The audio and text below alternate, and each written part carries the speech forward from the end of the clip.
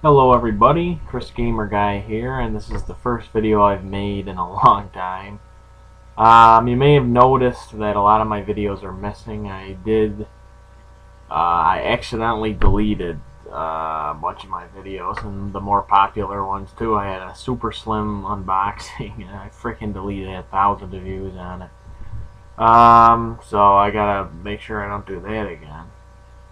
The whole way they got deleted is really complex and confusing to me even, so I'm not even going to get into it.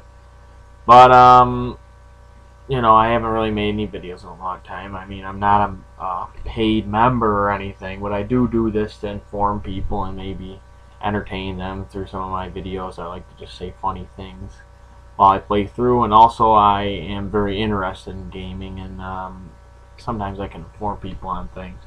So anyway, the main topic of this video is I want to talk about E3, because I have not had a chance to say anything since it happened. Well, today's July 27th, 2013, so it's been over a month now. So I'm only going to really cover Microsoft and Sony, Xbox One and PS4.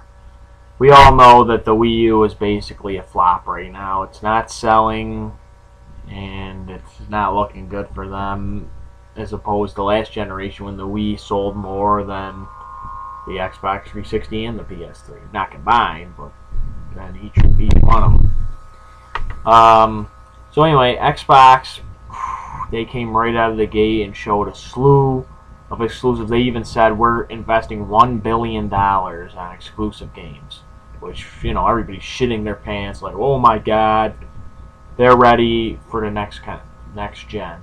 Well, then they announced that every Xbox One is bundled with a Kinect. Mandatory Kinect. That is not what people want to hear. And also, the price is going to be, that's right, $499 US. That's insane. So, people not too happy, but then they did show some exclusive games. And this is what's going to sell their console. These are some AAA titles that they have invested in. Quantum Break from Remedy.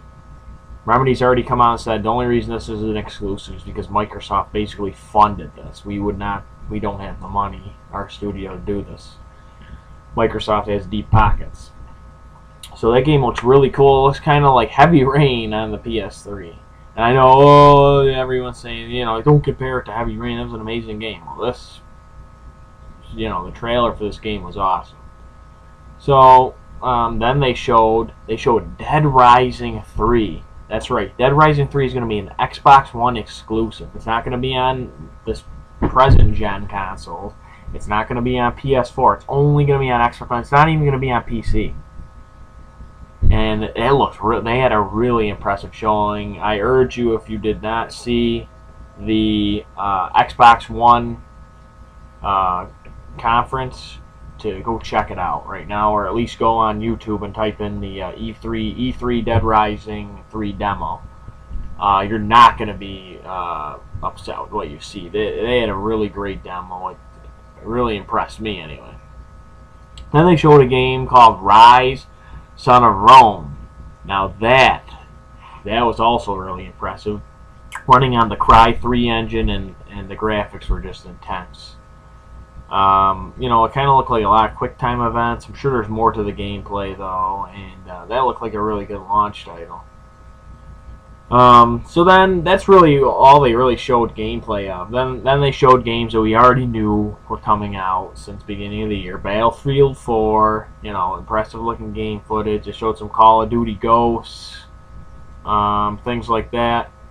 But they did not address anything on DRM, meaning always online connection and not supporting used games. And basically it was confirmed that they are going to be doing that. But then I think it was like 10 days after E3 they announced, we're not doing that because everybody on the internet just had negative things to say. So then Sony came on, and their whole press conference was really just about how they do support used games and there's no online connection. They didn't really show too many first-party games that were coming out at launch. which kind of made me kind of sad since I'm going to be buying the PS4 over to Xbox One at launch. I am going to get an Xbox One eventually next year. Actually, if you didn't know this, Microsoft has announced that there's going to be 2 cheaper versions next year. There's going to be one without a Kinect that's going to be cheaper, and there's going to be one that is going to be without a Kinect, and it's going to have a smaller hard drive, which will be even cheaper. So that's probably the one I'll go for, is just the one with the smaller hard. So it comes with a 500 gig hard drive, the Xbox One. So what I'm guessing is it would probably be a 250 gig hard drive, and then a Kinect. And I bet they'll even undercut the PS4's price, which was announced at a really, really good deal, $400. I have a feeling they're going to undercut Sony, and they're going to go $350 on the one with the Kinect, without the Kinect, and the smaller hard drive, probably 250 gig hard drive. And then I believe that they'll probably just make the one without the Kinect with this 500 gig hard drive probably just be $400 and match Sony right there, which will be interesting to see how Sony counters that, if they're just going to stay with the one model they have, or if they're going to introduce cheaper models as well. There's no way they can go up now. I mean, you can't raise the price now. They set it at $400, so they can either make cheaper versions or just stay with the $400 model. Now, also, one huge thing that came out of E3 was, holy shit, Microsoft is not using GDDR5 RAM. They're using DDR3. So obviously, big point goes to PS4 right here. The stronger RAM, they're going to be able to, transfer rate on large gigabytes of data.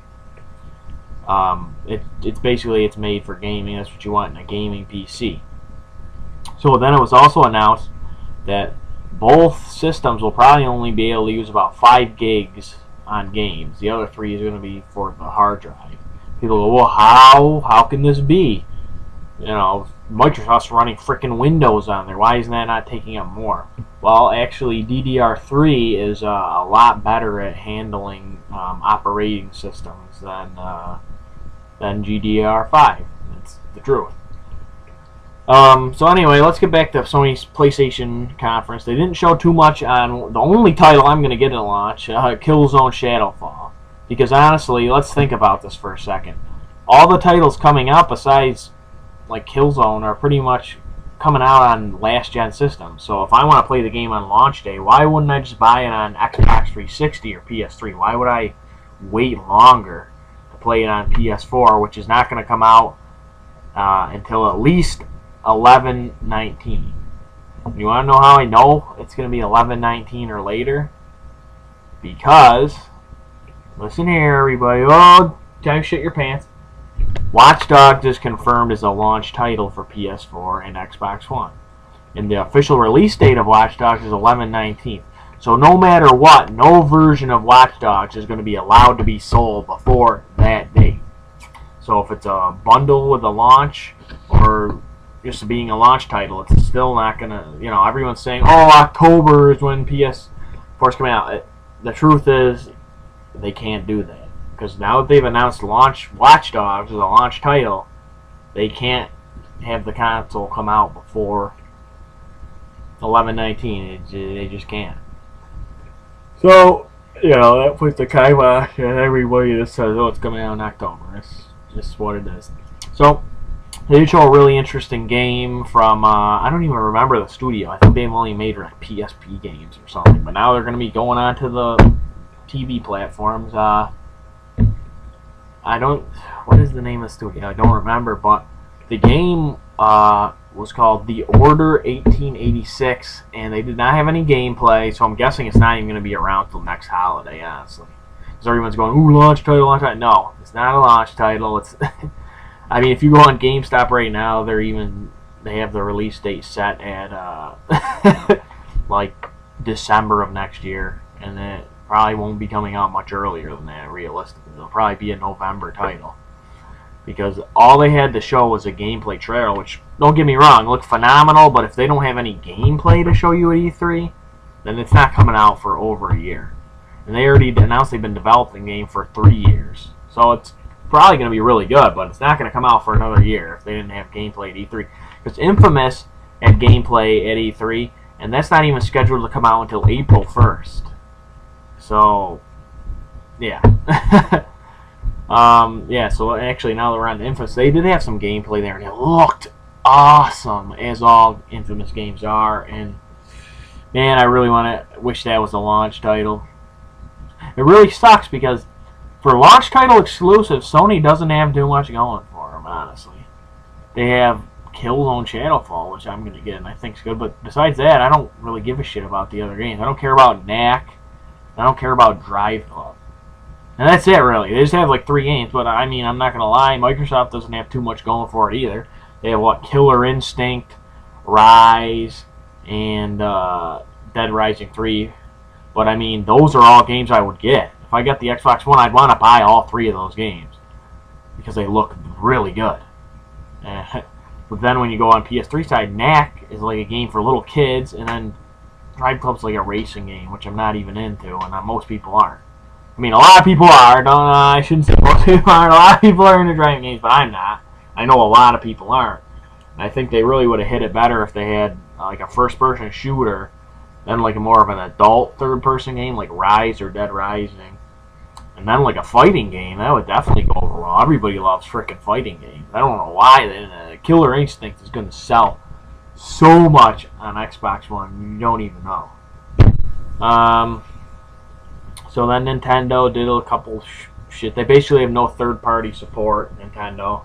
No one cares about working with Nintendo because they have only sold like 3 million consoles. So how are you even going to profit on a third-party game? Because probably not even 1/3 of those 3 million will buy your third-party game. And you can't even survive by only selling 1 million copies of a game. That's very weak sales. And that's being optimistic. Probably not even 1 million people will buy a third-party game. So Nintendo's pretty much dead in the water. But I think Xbox has a good chance, but honestly, I think early on out of the gate, everyone's going to go for the PS4. And then once Xbox does what it's already promised and is, sells 2 reduced price models of Xbox One next summer, is when they're saying it's coming, they'll start selling like hotcakes, and Microsoft may even overtake the PS4. But out of the launch gate, PS4 is going to sell because the price is cheaper, and people do not like that they're basically forcing you to buy a Kinect when we all know you don't need a Kinect. So there's a little bit on E3. Video's pretty long now. So more videos coming up in the future. Thanks for watching.